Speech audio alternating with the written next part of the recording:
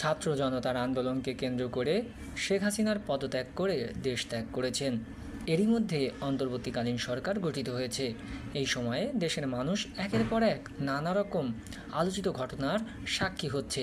সেসব ঘটনা বড় পর্দায় নিয়ে আসতে চাচ্ছেন অনেক নির্মাতা। ইতোমধ্যে অনেক সিনেমার নামও নিবন্ধন করা হয়েছে। নিবন্ধিত সিনেমার তালিকায় আছে হারুনের ভাতের হোটেল নামে একটি সিনেমা।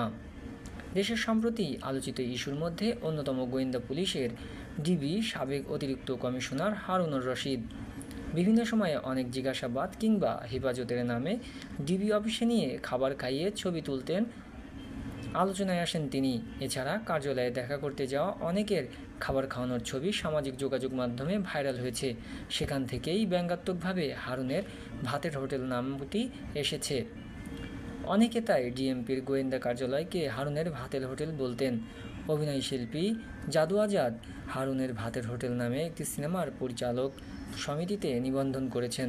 সিনেমার বিষয়ে তিনি গণমাধ্যমকে বলেন, সিনেমা বানানো আমরা কোনো রকম আপোষ করব না।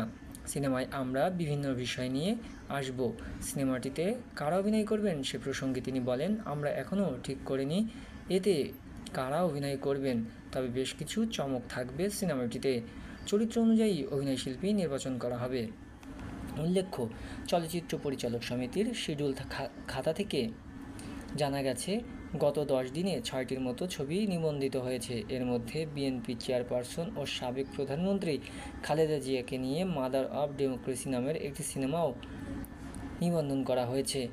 বৈষম্যবিরোধী ছাত্র আন্দোলনের 6 সমন্বয়ককে নিরাপত্তা দেওয়ার নামে ডিবি কার্যালয়ে নিয়ে আটকে রাখেন ডিবির সাবেক অতিরিক্ত কমিশনার হারুনুর রশিদ। সে সময় 6 সমন্বয়ককে নিয়ে খাওয়া দাওয়া করানোর ছবিও সামাজিক যোগাযোগ মাধ্যমে প্রকাশ করা হয়। এরপর থেকে কম সমালোচনা